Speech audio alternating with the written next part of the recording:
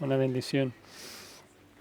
Si tienen sus Biblias, les invito a acompañarme en Hebreos 13.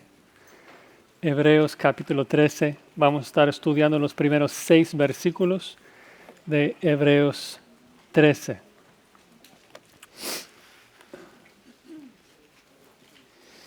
Amén. Así dice la palabra de verdad. Permanezca el amor fraternal. No os olvidéis de la hospitalidad, porque por ella algunos sin saberlo hospedaron ángeles. Acordaos de los presos como si estuvierais presos juntamente con ellos, y de los maltratados como que también vosotros mismos estáis en el cuerpo. Honroso sea en todos el matrimonio y el lecho sin mancilla, pero a los fornicarios y a los adúlteros los juzgará Dios. Sean vuestras costumbres sin avaricia, contentos con lo que tenéis ahora, porque Él dijo, no te desampararé ni te dejaré. De manera que podemos decir confiadamente, el Señor es mi ayudador, no temeré lo que me pueda hacer el hombre. Oremos. Señor, tu palabra tiene instrucciones tan claras, tan sencillas en términos de que no son difíciles de entender. Y leemos esos mandatos y nuestro corazón anhela obedecerlos. Queremos mostrar nuestra gratitud hacia ti por la salvación que obraste en Cristo Jesús, como acabamos de cantar. Pero no podemos sin tu ayuda, Señor. Y vemos nuestras vidas y las muchas veces que te fallamos y te pedimos perdón. Te rogamos que tú nos ayudes, Señor, a poner en práctica estas cosas, que nos capacites para servirte de una manera que te agrada a ti, que te comunique de la mucha gratitud que tenemos por lo que has hecho por nosotros. Así que pedimos que tu Espíritu Santo nos ayude en esta hora. Pedimos estas cosas en el nombre de Cristo Jesús. Amén. Pues esta porción de Hebreos 13 es muy, muy diferente a lo que hemos estado viendo en Hebreos 1 al 12, ¿no es cierto? 12 capítulos enteros, el autor se ha dedicado a exaltar a Cristo y su obra por nosotros. Nos ha hablado de que Cristo es el resplandor de la gloria de Dios, la imagen misma de su sustancia, de que Cristo sostiene todas las cosas con la palabra de su poder. Nos ha hablado de su singular sacrificio que hizo perfecto para siempre los santificados. Y nos ha hablado de tanta doctrina, tantas cosas que Dios ha hecho a favor de los creyentes. Y luego llega acá al capítulo 13 y es muy diferente. Son imperativos, son instrucciones de cómo debemos aplicar la doctrina. Entonces surge la cuestión, surge la duda, ¿cuál es la relación entre el capítulo 13 de Hebreos con el resto del libro, con los primeros 12 capítulos? Tal vez no suena como una pregunta tan importante como de vida o muerte, pero la verdad es que lo es. La manera en que tú explicas la relación entre el capítulo 13 con el resto del libro, la manera en que tú explicas la relación entre la obra de Dios en la salvación y las obras del cristiano, determinará el lugar donde pasas la eternidad. La gran pregunta del cristianismo es ¿cuál es la relación entre la obra de Dios en la salvación y las obras del cristiano? Sabemos de que debemos perseverar en buenas obras. El autor nos ha exhortado muchas veces de que si no perseveramos no seremos salvos. Pero la pregunta es ¿cuál es el rol de mi perseverancia en mi salvación? ¿Mi perseverancia en las buenas obras es lo que causa mi salvación o es la consecuencia? ¿Mis obras son la razón de mi salvación o el resultado? Si no entendemos esto, vamos a terminar en el moralismo o el legalismo, pensando de que por nuestras obras vamos a ganarnos la salvación. El rol de nuestras obras es muy, muy importante. De hecho, en esta semana estuvimos hablando en la oficina de, a lo largo de los últimos 5 o 6 años, la razón principal de por qué a veces no permitimos que alguien se haga miembro en el momento que lo pide es de que no sabe cómo explicar el rol de las obras. Y dice de que por medio de sus obras está participando y colaborando con Dios en la salvación. Entonces tenemos que pensar en eso de manera muy cuidadosa. Y antes entonces de entrar en esos mandatos, exhortarles a obedecer y de amar y servir, quiero tomar un buen rato ahora para explicar la motivación de nuestro servicio a Dios. De un lado, no queremos caer en el legalismo, pensando que nuestras obras pueden colaborar con Dios en nuestra salvación, pensar de que somos salvos por nuestras obras. Pero al otro lado, tampoco queremos caer en el libertinaje y pensar de que nuestras obras son irrelevantes, porque si no haces buenas obras, no eres salvo. ¿No? Debemos esforzarnos en nuestra salvación con temor y temblor. Entonces, primero pensemos un poco en contra del legalismo, en contra de la idea de que nuestras obras contribuyen a nuestra salvación. Y la verdad es que cuando pensamos en términos bíblicos, es tan absurdo pensar de que nuestras obras cooperan con Dios y contribuyen a nuestra salvación. Porque cuando Dios habla de la salvación, habla de un paquete de todo incluido que empieza en la eternidad pasada con la elección, continúa con la regeneración, la conversión, la justificación, la santificación y termina en la glorificación. Pero es tan absurdo pensar de que mi perseverancia en las buenas obras hoy causa la elección que Dios decidió antes de la fundación del mundo. No puede ser, ¿no? De hecho, nosotros ni siquiera podemos contribuir, ¿no? Efesios 1 dice de que Dios nos escogió por el puro afecto de su voluntad, no la nuestra. Dios es quien salva. Y si el hombre pudiera contribuir a su salvación, habría lugar de jactarse. Y Pablo continúa en Efesios 2 diciendo que la salvación no es por obras para que nadie se jacte. Ninguna persona va a llegar al cielo y, yo merezco estar acá por las muchas buenas obras que yo hice. Nadie. Nuestras obras son feas delante de Dios. Nadie puede ganar ni merecer nada por sus obras. Entonces me preguntas, pues ¿dónde quedan nuestras obras entonces? ¿Qué rol juega? Bueno, Dios en su gran bondad nos permite participar en parte del proceso de lo que es nuestra salvación. Obviamente no participamos en la elección, no estuvimos ahí. Nosotros no participamos tampoco en la regeneración porque éramos cadáveres. El cadáver no participa en su resurrección, lo recibe. Pero a partir de allí Dios requiere la participación nuestra en nuestra salvación. ¿En qué sentido?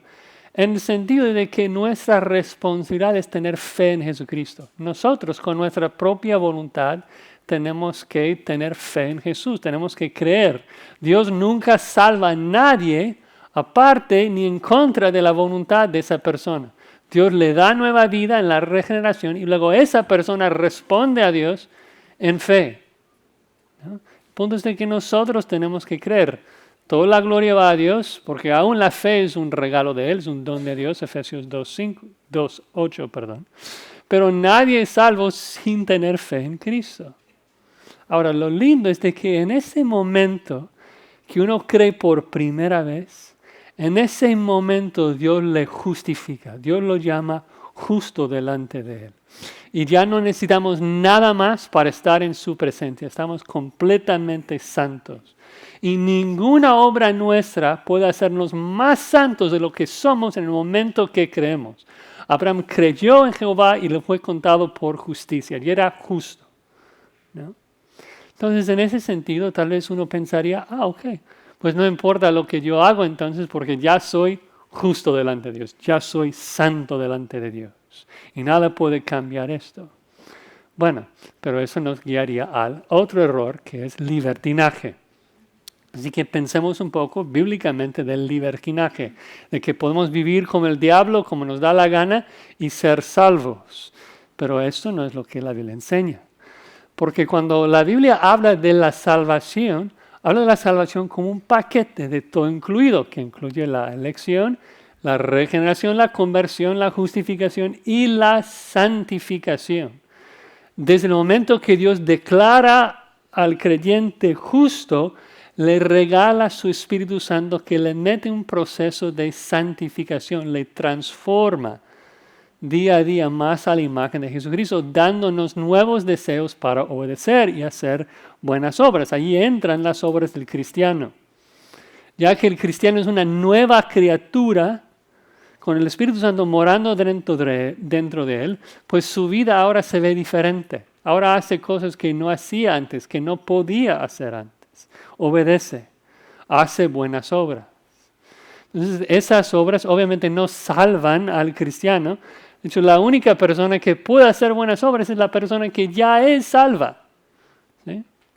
Nuestras obras, sin embargo, dan evidencia de la obra de Dios en nuestras vidas. Y por eso cada cristiano hace buenas obras, no es opcional. Cada cristiano persevera en buenas obras. Perseverancia en las buenas obras es el resultado necesario de la salvación. Entonces, en la misma manera que la fe siempre precede la justificación, la perseverancia en las buenas obras siempre precede la glorificación, porque el cristiano está siendo santificado. Otra vez, para aclarar, no es de que las buenas obras nos glorifican o que de alguna manera colaboran o nos ganan la glorificación. No, pero siempre la preceden porque las obras son parte del paquete que Dios nos regala en la salvación, ¿no? Nosotros fuimos escogidos porque Dios decidió amarnos. Fuimos justificados solamente por la fe, pero la salvación también incluye la santificación. Cuando Dios salva a alguien, le hace una nueva criatura. Y la pregunta es esto: ¿por qué nos hace nuevas criaturas? Pablo contesta esa pregunta en Efesios 2:10. Dice que fuimos creados en Cristo Jesús, ¿para qué? Para buenas obras, las cuales Dios preparó de antemano para que anduviésemos en ellas. ¿Ves? Es imposible que Dios te salve y que te haga una nueva criatura y que luego no hagas buenas obras. Porque las buenas obras vienen con el paquete, vienen con la salvación. Es un regalo que Dios da a cada cristiano, a cada nueva criatura. Es el propósito del cual le hace una nueva criatura. Es tan importante entender esto. En particular, dentro del libro de Hebreos, que nos ha exhortado tantas veces a perseverar en buenas obras y perseverar en buenas obras. Y si no entendemos esto bien, vamos a pensar de que nuestra perseverancia es lo que nos gana la glorificación. Y no es cierto. Nuestra perseverancia es un regalo de Dios que da a cada uno de sus hijos, algo que cada cristiano hace, ¿no? Entonces es momento, creo, de analizar nuestras vidas un poco cuando estudiamos esta descripción de las obras cristianas de amar y mostrar hospitalidad. O sea, ¿eso lo tengo en mi vida? ¿Mi vida está dando evidencia de que soy una nueva criatura que Dios está regalando estas buenas obras? ¿O estoy muy lejos de vivir como un cristiano? Porque si no vivo como cristiano, es probable de que no sea cristiano, ¿no? Ahora, ¿estamos en la misma página? ¿Somos evangélicos? ¿Sí? Entendemos que las obras no nos salvan, pero siempre siguen después de la salvación. Ahora, el contexto de lo que estamos viendo en Hebreos 13 se encuentra en el versículo 28 que vimos la semana pasada.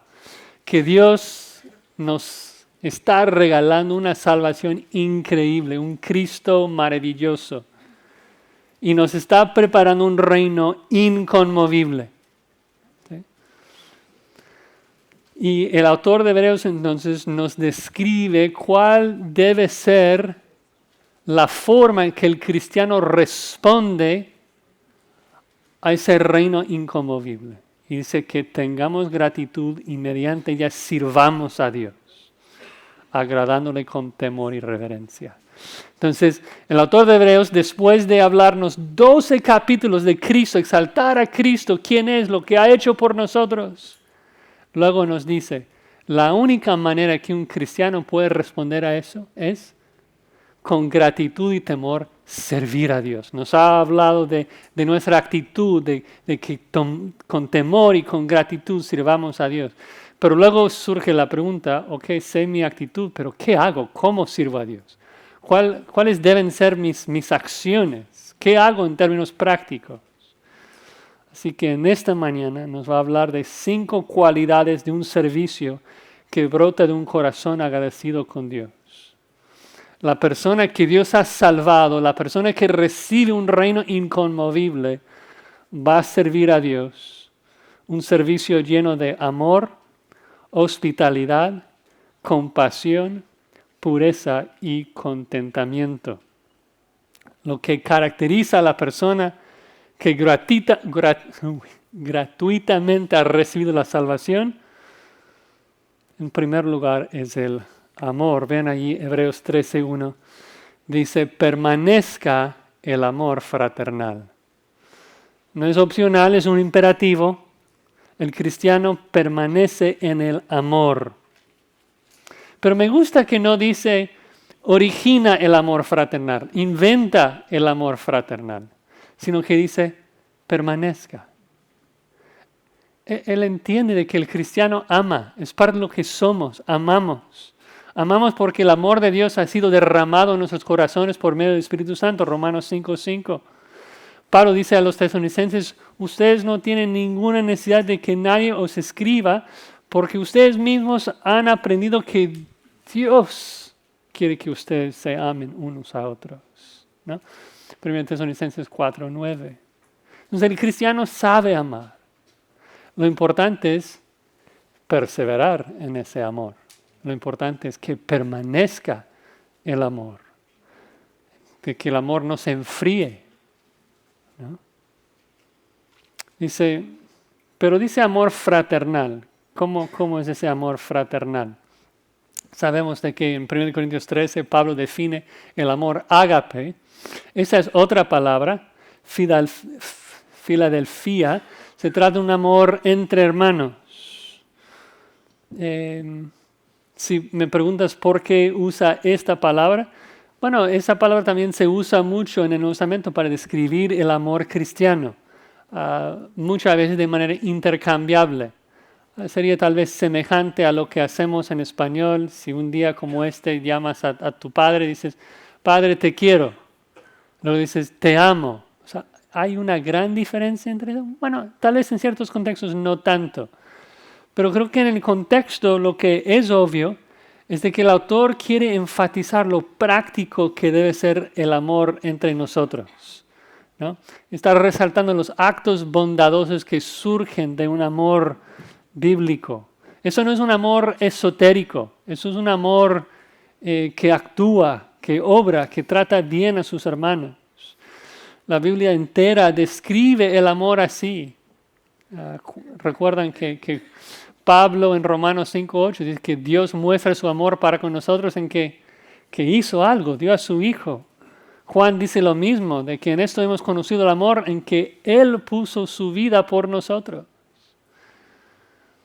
Pero esa demostración del amor de Dios en darnos su Hijo Jesucristo se convierte también en un mandato para nosotros de hacer lo mismo.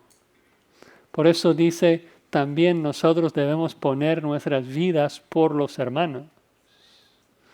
Y luego agrega, el que tiene bienes de este mundo y ve a su hermano tener necesidad y cierra contra él su corazón, ¿cómo mora el amor de Dios en él? Hijitos míos, no amemos de palabra ni de lengua, sino de hecho y en verdad. Ese es el tipo de amor que el autor de Hebreos nos exhorta hacer de que permanezca ese tipo de amor, un amor que se sacrifica por los demás, un amor que ve las necesidades de los demás y desea suplirlas. Un amor como el amor que Dios tiene, que vio nuestra necesidad y nos mandó su Hijo Jesucristo. Dice Josías, yo quisiera abundar más en eso, yo quisiera que ese amor permanezca en mí. ¿Cómo lo puedo desarrollar? Bueno, lo curioso es de que tanto en Romanos 12, que ya leímos, como en muchos otros pasajes, cuando se trata del amor, muchas veces se ve conectado con la humildad. Porque el amor nace de la humildad. ¿En qué sentido? En que es solamente cuando estimas a los demás como superiores a ti mismo, cuando no miras a lo tuyo, sino por lo de los otros, que comienzas a amar, ¿no? En Romanos 12, cuando habla de amar los unos a los otros con amor fraternal, luego agrega prefiriéndolos los unos a los otros, ¿no? El amor es cuando te prefiero en todo, cuando pienso que tú eres más importante que yo, que tus necesidades son más importantes que las mías, y entonces muestro ese afecto, ese amor con mis acciones. Te sirvo, te honro, te ayudo. Esto es amor. La pregunta es si ese amor permanece en tu vida. La pregunta es si ese amor de Dios, el amor que Dios ha derramado en nuestros corazones, está perseverando y abundando en tu corazón. Si no, debes rogarle a Dios. La oración que Pablo oró por los filipenses, que tu amor abunde más y más. Porque si no amas a tus hermanos, a quienes puedes ver, ¿cómo vas a decir que amas a un Dios que no puedes ver? Es imposible. Ves que las obras, en particular el amor, siempre evidencia si somos hijos de Dios o no. Entonces, la primera cualidad de un servicio que agrada a Dios es el amor. La segunda cualidad ahora es la hospitalidad. Ven ahí el versículo 2. Dice, no os olvidéis de la hospitalidad, porque por ella algunos sin saberlo hospedaron ángeles. Otra vez vean que no dice originen, inventen la hospitalidad, sino que no debemos olvidar de hacerlo. Es algo que sabemos hacer. El cristiano sabe cómo mostrar bondad a otros. La clave es no olvidarlo. La clave es acordarlo. Ahora, ¿qué significa hospitalidad? Bueno, en nuestra cultura, en nuestros tiempos, solemos usar la palabra hablando, por ejemplo, de una hermana que sabe invitar a otras hermanas a su casa y doblar las servilletas así muy lindo y preparar una comida muy linda y tiene su casa así muy bella y pensamos que es hospitalaria. Pero en el original, en el concepto judío, ser, hospitalario, mostrar hospitalidad es cuando tú muestras bondad a la gente que no conoces, ¿no? A extranjeros, ¿no? Cuando invitas a alguien que no conoces a tu casa. En el contexto original de Israel, eso era una práctica muy loable y necesario. No hubo hoteles en cada pueblo en Israel. Vemos en varios lugares del Antiguo Testamento que la gente llega a la plaza central esperando que alguien les dé un lugar para quedarse. Vemos que esa práctica seguía, por ejemplo, en 2 y 3 de Juan, donde Juan habla bien de las personas que estaban hospedando a los predicadores itinerantes, que debemos hospedarlos siempre y cuando ellos predican el verdadero evangelio. Si no predican el evangelio, pues ni saludarlos. Pero si es cristiano y predica el evangelio, debemos, aunque no lo conocemos, invitarlos a nuestra casa. Eso sería similar a lo que hacemos en la conferencia de pastores, que abrimos nuestras puertas a pastores que a lo mejor no los conocemos todavía, pero son nuestros hermanos, están avanzando el reino de nuestro Señor Jesucristo. Queremos apoyarlos, queremos mostrarles bondad, ¿no? Por eso creo que tal vez el énfasis acá en Hebreos 13:2 es el mostrar hospitalidad a otros cristianos. Sin embargo, yo creo que aplica también a incrédulos. Hay muchos pasajes, como leímos en Romanos 12, que aplica eso de demostrar bondad aún a nuestros enemigos, ¿no? Bendecir a los que nos persiguen. Pablo dice en Gálatas 6, según tengamos oportunidad, hagamos bien a todos, mayormente los de la familia de la fe, pero si nos es posible bendecir también a incrédulos, debemos hacerlo, ¿no? Es una expresión del amor de Dios el hecho de que queremos ayudar a la gente. Ahora, para ser claro, si estamos mostrando hospitalidad a un incrédulo, debemos hacerlo con muchísima sabiduría. Yo no voy a invitar a un mendigo de la calle a estar con mi hija en mi casa, ¿no? Eso no sería sabio. No voy a dar efectivo a un drogadicto en la calle. Pero yo puedo darle comer, yo puedo predicarle el evangelio, yo puedo mostrarle bondad, yo puedo cambiar una llanta. Si tengo un vecino que necesita ayuda, no lo conozco, pero eso no debe impedir que yo le muestre bondad. ¿Por qué? Porque soy cristiano, porque soy el hijo de un Dios que muestra su gracia general a todo el mundo. Jesucristo dice, amad a vuestros enemigos, bendecid a los que os maldicen, haced bien a los que os aborrecen, orad por los que os ultrajan y os persiguen, para que seáis hijos de vuestro Padre que está en los cielos, que hace salir su sol sobre malos y buenos, y que hace llover sobre justos e injustos. Dice, porque si amáis a los que os aman, ¿qué recompensa tendréis? ¿No hacen también lo mismo los publicanos? Si saludáis a vuestros hermanos solamente, ¿qué hacéis de más? ¿No hacen también así los gentiles? O sea, si solamente saludas a la gente de la iglesia, si solamente eres amable con la gente de la iglesia, eso no es cristiano. O sea, los incrédulos tratan bien a los suyos. Debemos hacer más de eso. Debemos ser amables con todos. Debemos orar por todos. Debemos buscar bendecir a todos. ¿Por qué? Porque muestra y revela el carácter de nuestro Dios, que desea que todos sean salvos, que desea que todos vengan al arrepentimiento. Él no quiere la muerte del impío. Él busca su bien, ¿no? Ahora, agrega una nota de motivación especial. Dice que hospedando a gente, algunos sin saberlo, hospedaron a ángeles. ¿Qué significa y qué implica para nuestros tiempos? Bueno, en primer lugar, observen que no dice que algunos sin saberlo hospedan o que están hospedando a ángeles, sino que lo pone en el pasado, que algunos sin saberlo hospedaron a ángeles. Entonces, habla de personajes del Antiguo Testamento que sin darse cuenta hospedaron a ángeles, como Abraham, como Lot.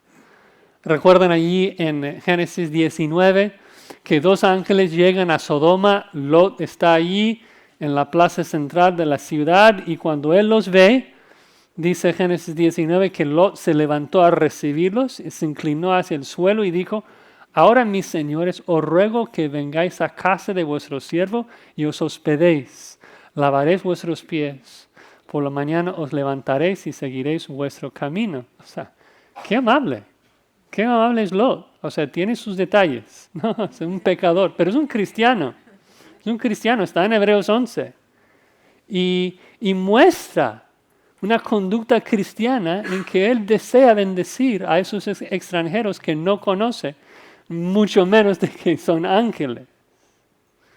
Ahora seguro tiene la duda si podría pasar hoy, si hay ángeles que andan en nuestro medio como que pretendiendo ser humanos y que si hospedo a alguien a lo mejor voy a estar... Bueno, aunque no hay nada en este texto que lo prohíba, creo que si pensamos teológicamente en la forma que Dios está obrando hoy, de que no es la forma que Dios obra hoy. Y no es el punto del texto. El punto no es, ustedes deben hospedar a gente porque nunca sabes si vas a hospedar a un ángel.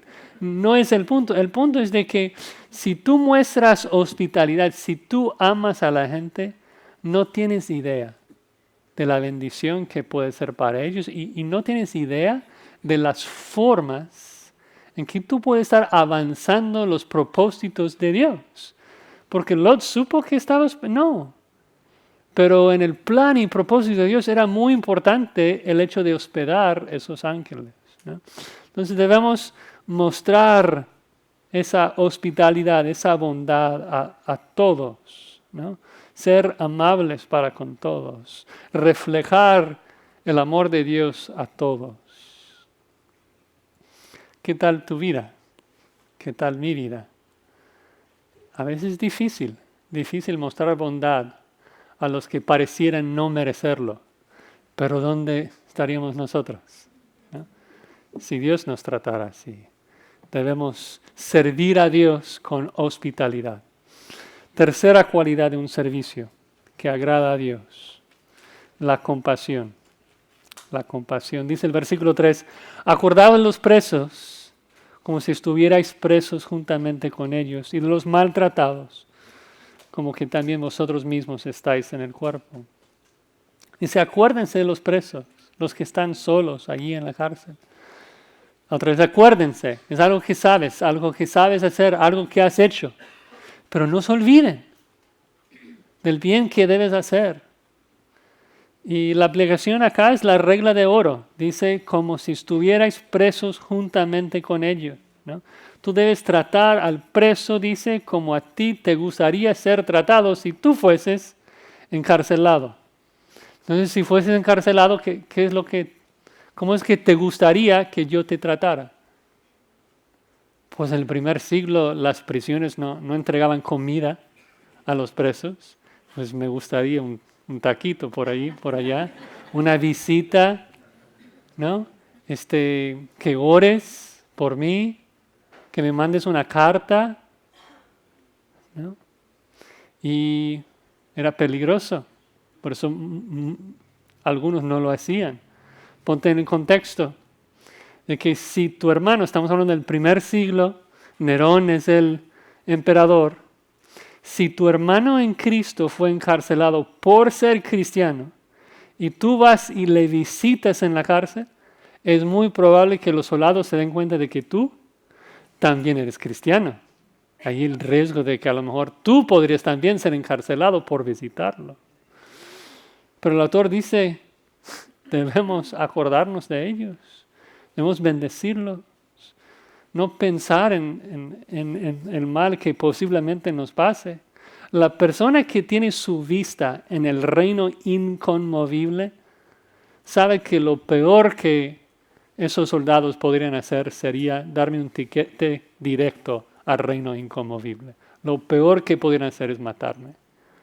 Pero yo no estoy invirtiendo en este mundo, estoy invirtiendo en un mejor reino, en un mejor mundo. Entonces debo mostrar compasión por mi hermano, acordarme de ellos. Y no es algo nuevo para los hebreos. En Hebreos 10, a lo mejor algunos recordarán, él les encomienda porque dice, de los presos también os compadecisteis. Otra vez, la idea acá es de que los hebreos estaban abundando en las buenas obras y parece que ya estaba enfriando un poco.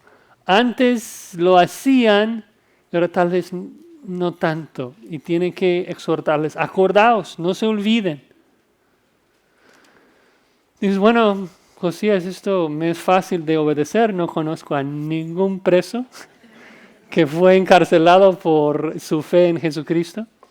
Pero pensemos en el contexto, pensemos en el principio, ¿no? De que a lo mejor hay hermanos que no pueden acompañarnos por diversas razones. Tal vez por razones de salud, tal vez están en el hospital. Ese versículo no solamente trata de presos, sigue y habla de los maltratados también, ¿no? Dice que debemos acordarnos de ellos sabiendo que pertenecemos al mismo cuerpo. ¿Cómo tratas a tu cuerpo? Si lastimas un brazo, si tienes un brazo maltratado, ¿qué haces? Pues lo cuidas. Se debes tratar a los maltratados como tratarías a tu mismo brazo si fuese maltratado, llamando, visitando, orando. ¿no? Es algo que Dios pide de todos nosotros. ¿Recuerdas en esa historia tan impactante de Mateo 25 que Jesucristo está hablando de su reino? Y dice que en su reino el rey dirá a los salvos, los que están en su derecha: venid benditos de mi Padre, heredad del reino preparado para vosotros desde la fundación del mundo. Y luego explica la razón: porque tuve hambre, me diste de comer. Tuve sed, me diste de beber. Fui forastero, me recogiste. Estuve desnudo, me cubriste. Enfermo, me visitaste. En la cárcel viniste a mí. Entonces los justos le responderán diciendo: Señor, ¿cuándo te vimos hambriento y te sustentamos? ¿O sediente y te dimos de beber? ¿Cuándo te vimos forastero y te recogimos? ¿O desnudo y te cubrimos? ¿Cuándo te vimos enfermo o en la cárcel vinimos a ti? Y respondiendo el rey les dirá: de cierto os digo que en cuanto lo hiciste a uno de estos mis hermanos más pequeños, a mí lo hiciste. Ustedes recordarán que lo terrible, lo horrendo de esa historia es que luego el rey gira a los que están a su izquierda. Dice: de cierto os digo que en cuanto no lo hiciste a uno de estos más pequeños, tampoco a mí lo hiciste. E irán estos al castigo eterno. No nos olvidemos, hermanos, de mostrar compasión por la gente, de cuidar a la gente. Nuestro Dios es un Dios de toda compasión, dice 2 Corintios 1. Si nosotros somos sus hijos y queremos servirle, vamos a mostrar su compasión a la gente también, sirviéndolos en sus necesidades. Bueno, avanzamos ahora a la cuarta cualidad de un servicio que brota de un corazón agradecido, y es la pureza. Si tú vas a servir a Dios agradecido por ser salvo del pecado, vas a vivir en pureza. Dice el versículo 4. Honroso sea en todos el matrimonio y el lecho sin mancilla, pero a los fornicarios y a los adúlteros los juzgará Dios.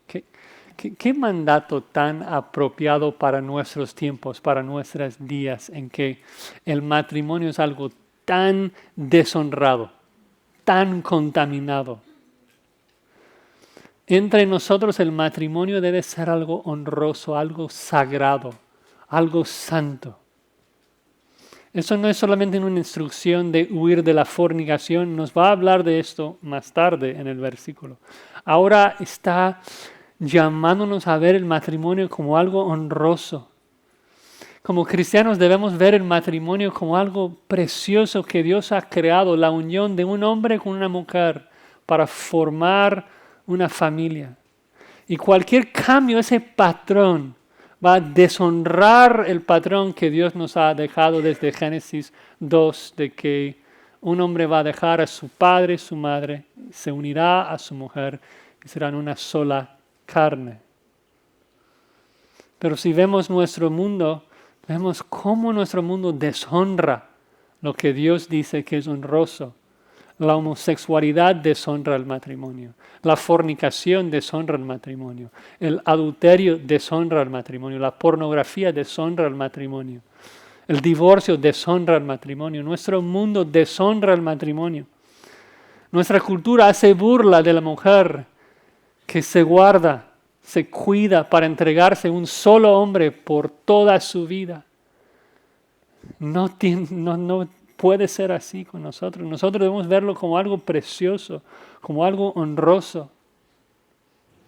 De acuerdo con Efesios 5, nuestros matrimonios reflejan el matrimonio de Cristo con su esposa, con su iglesia. Si pervertimos ese patrón, si jugamos con ese patrón, con nuestros matrimonios, corrompemos la manera en que eso refleja el amor sacrificial de Cristo, corrompemos el reflejo de la sumisión gozosa que una esposa debe sentir por su marido. El matrimonio debe ser sagrado, honroso. Agrega, y el lecho sin mancilla. El lecho sin mancilla. La verdad es que nuestro mundo está lleno de fornicación por todas partes. Este fin de semana llevé a mis hijos al súper y es como que el mundo los ataca por todos lados. Donde quiera que te veas, en las calles con los espectaculares, entras en el súper y las revistas y ni siquiera abres el internet, o sea, por todos lados. El mundo desea ensuciar nuestras mentes para así mancillar nuestros lechos. Y Dios nos dice, huid de la fornicación, huid de ella. No dejar que el mundo nos guíe a torcer el plan perfecto que Dios tiene para un matrimonio. Obviamente no voy a entrar en detalles, no voy a ser explícito, pero el autor especifica lo que mancilla el hecho. Dice que es la fornicación y el adulterio. Comprendemos lo que son. La fornicación es hacer cualquier cosa que no es buscar complacer a mi cónyuge. Y punto. Así de sencillo. Lo único que yo debo hacer en mi lecho es lo que agrada a mi esposa. Porque yo no tengo potestad sobre este cuerpo. Lo he dado a mi esposa. Esto nos enseña Pablo en 1 Corintios 7. Y por lo tanto el marido debe cumplir su deber conyugal y viceversa. Cualquier otro acto deshonra y mancha nuestro lecho. Y es algo tan importante que el autor de Hebreos, agrega una advertencia severa. Dice que a los adúlteros y a los fornicarios los juzgará Dios. Apocalipsis 21 dice que los fornicarios tendrán su parte en el lago que arde con fuego y azufre. Debemos huir de la fornicación, huir de ella. Hay tantos cristianos que viven preguntándose, pero ¿qué es lo que Dios quiere para mí en esto y el otro? ¿Cuál es la voluntad de Dios para mi vida? Y Pablo nos dice de manera tan clara, dice, esta es la voluntad de Dios, vuestra santificación, que os apartéis de la fornicación. Tú trabaja en eso, hermano. Tú trabaja en la pureza de tu mente. Odia la fornicación, mátalo en tu corazón y Dios se cuidará de guiarte en lo demás, ¿no? Debemos vivir en pureza. Y no solamente pureza de actos físicos. Sabemos de que la fornicación, de acuerdo con Jesús, tiene que ver también con nuestras mentes. Mateo 5, Jesucristo dice, yo os digo que cualquiera que mira a una mujer para codiciarle, ya adulteró con ella en su corazón. Y luego nos da la prescripción, dice, por tanto, si tu ojo derecho te es ocasión de caer, sácalo, échalo de ti, pues mejor te es que se pierda uno de tus miembros y no que todo tu cuerpo sea echado al infierno. Debemos lidiar extremadamente con el pecado. Trabajar en la pureza de nuestros pensamientos. Eso no es un pecado de cualquiera. Pablo nos dice que cualquier otro pecado se comete fuera del cuerpo, pero la fornicación uno lo hace en su cuerpo, ¿no? Dice que más el que fornica contra su propio cuerpo peca. Y esto es tan horrendo, tan horrible, porque como cristianos nuestros cuerpos son ¿qué? El templo del Espíritu Santo. ¿Cómo vas a unir el templo del Espíritu Santo con una ramera? Dice, es inconcebible, tan feo. Nosotros, al contrario, debemos buscar la pureza en nuestras mentes, en nuestras vidas, en nuestros lechos y honrar el matrimonio como Dios lo ha diseñado. Ahora, si me preguntas, pero en términos prácticos, ¿cómo puedo trabajar más en esta área?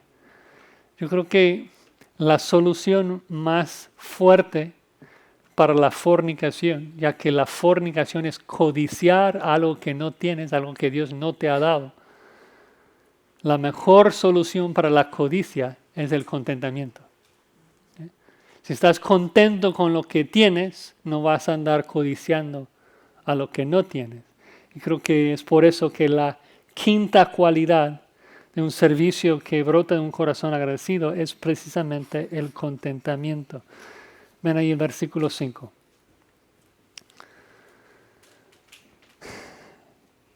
Dice, sean vuestras costumbres sin avaricia, contentos con lo que tenéis ahora. Un poco extraño, o sea, vuestras costumbres, ¿qué costumbres? Bueno, la palabra literalmente ahí es manera. Sean vuestras maneras sin avaricia. Y creo que el punto se trata de tu manera de vivir. Toda tu vida debe ser sin avaricia. La palabra allí, avaricia, literalmente en griego es el amor de la plata. Y lo menciono porque cuando lo lees en el original se ve un contraste fuerte con el versículo 1, en donde el autor nos exhorta a amar a nuestros hermanos, Filadelfia, y luego acá en el versículo 5 dice que no debemos amar a la plata.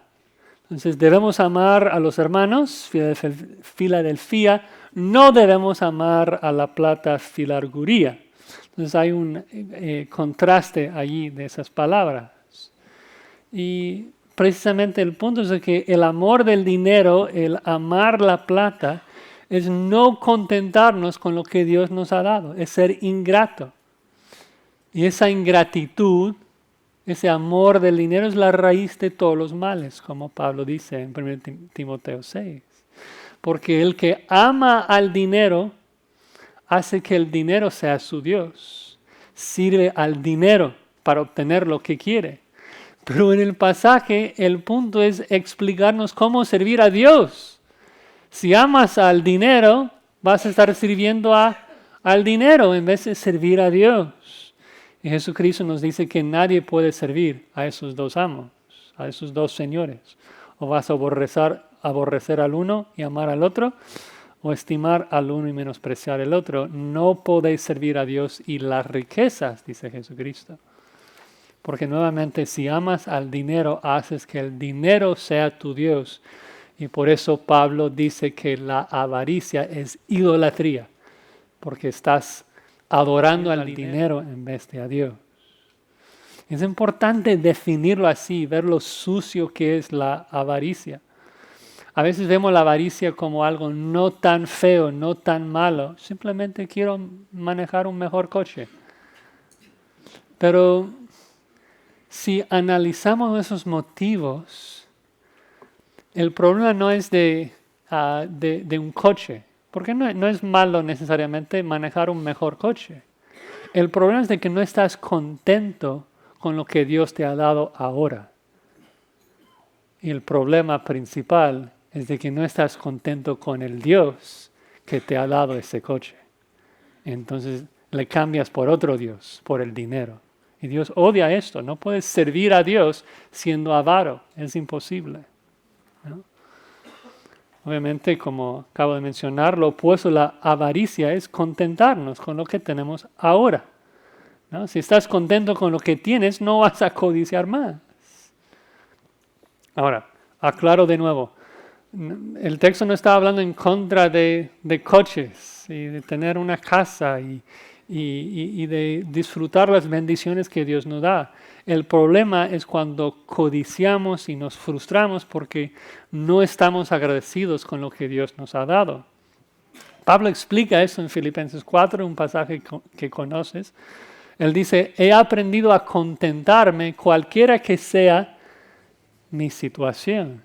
Dice, sé vivir humildemente y sé tener abundancia. Desde que no es pecado vivir humildemente, como no es pecado tener abundancia, la clave es aprender a contentarnos con lo que tenemos, ser generosos con lo que tenemos, gozarnos en todo lo que tenemos. ¿Te gozas en la esposa que tienes? ¿Te gozas en los hijos que tienes? ¿Te gozas en el cuerpo que tienes? ¿Te gozas de la salud que tienes? ¿Te gozas del coche que tienes? ¿Te gozas con tu estado de cuenta de banco que tienes? Debemos contentarnos con todo lo que tenemos ahora y no codiciar más, no ser avaros. Ahora, ¿por qué podemos gozarnos en lo que sea sin importar si no tenemos nada? Bueno, dice porque aunque no tuviéramos nada en este mundo, tenemos a Dios.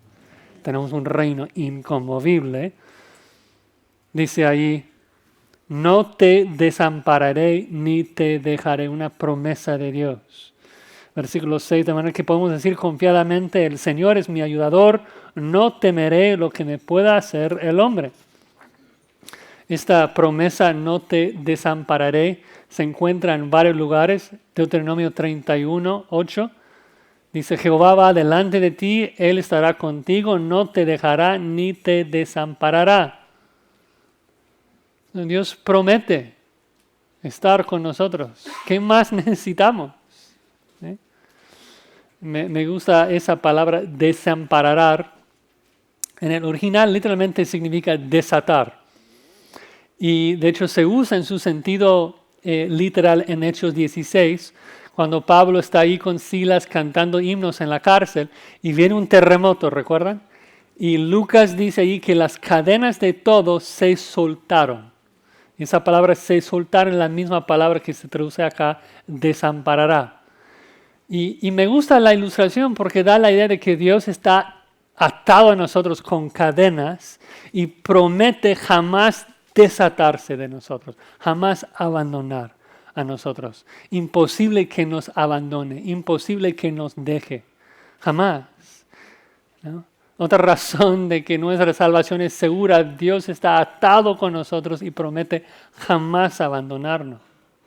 Y eso es la razón por la cual podemos decir con confianza, no hay por qué temer a nadie. Dios está con nosotros. O sea, piensen en el contexto original de la promesa.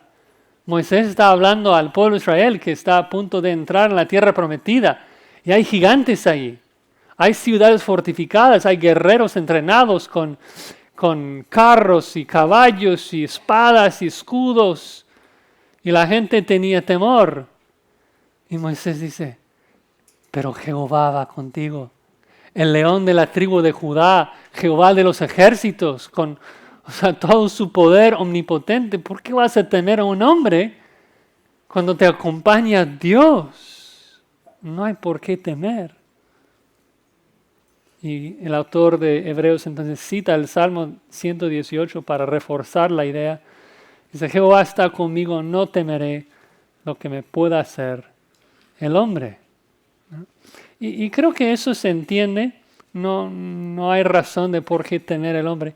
Lo curioso acá es de que el autor de Hebreos cita este versículo como una razón de por qué debemos contentarnos con lo que tenemos.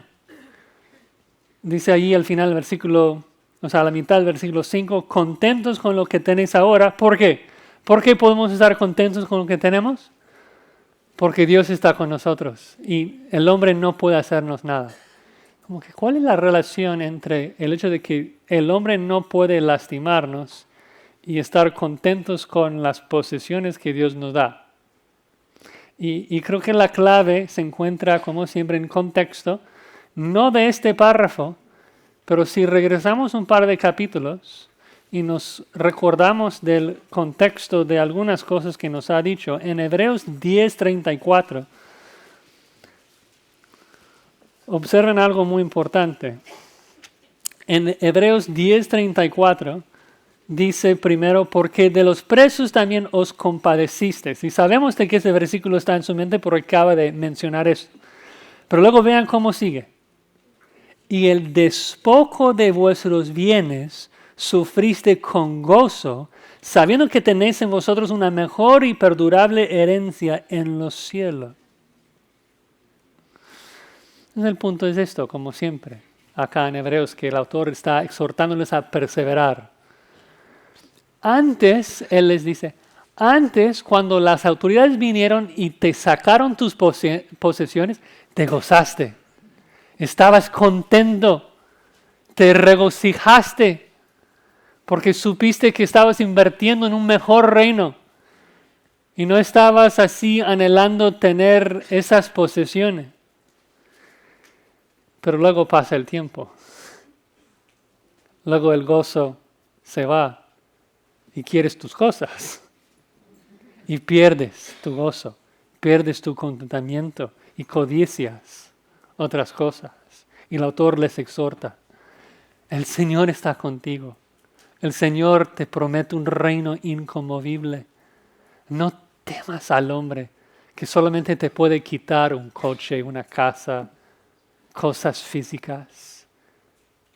Hay algo que nunca te puede quitar.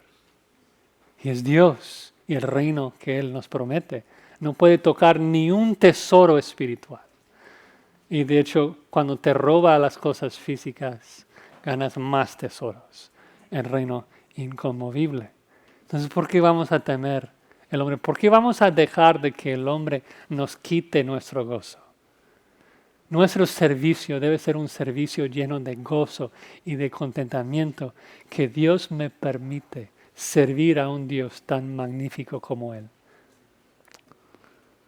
Bueno, hermanos, perseveremos entonces en las obras que Dios nos ha preparado para que andemos en ellas. Que nuestro servicio sea caracterizado por amor, por hospitalidad, por compasión, por pureza y por contentamiento. ¿Qué tal tu servicio a Dios? ¿Se ve así? ¿Con esas cualidades?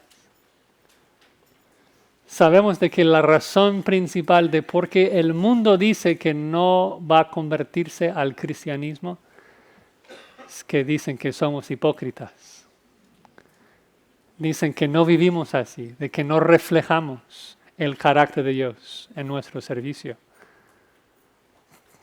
Que no sea cierto, hermanos. Que nosotros seamos una iglesia conocida por un servicio como este pasaje describe, por nuestro amor, por nuestra compasión, ¿no? Y termino solamente diciendo de que si estás acá hoy día escuchando de esos buenos deseos de servir a Dios en gratitud por lo que Él ha hecho, y suena como algo raro, cuando escuchas de Cristo y la cruz, no te nace un deseo de vivir agradecido a Él, no te nace el deseo de servirle con amor y compasión y pureza. Es porque no eres una nueva criatura. Porque esa es la manera que el cristiano busca vivir. Así que te llamo a arrepentirse, poner tu fe en Cristo Jesús, que promete no solamente perdonarte de todos tus pecados, sino de darte un corazón nuevo, capaz de obedecer las instrucciones que acabamos de estudiar. Oremos. Señor, damos gracias por tu salvación en Cristo Jesús. Gracias por el perdón de pecados. Gracias por su intercesión por nosotros. Gracias por la promesa de que tú vas a preservar a tus hijos y que nunca nos vas a abandonar. Señor, leemos la descripción de un servicio que te agrada a ti, y aunque nuestro corazón arde con un deseo de hacerlo, nos damos cuenta de que tantas veces fallamos y pedimos que nos perdones y nos limpies de toda maldad y que nos des nuevos esfuerzos, nueva energía para perseverar en esas cosas, para mostrar tu amor, para mostrar tu hospitalidad, para mostrar tu compasión, tu pureza y tu gozo. Para que tu nombre no sea difamado entre los gentiles, sino que nuestras vidas sea un atractivo, una atracción, para que tú recibas toda la gloria y la honra. En el nombre de Cristo. Amén.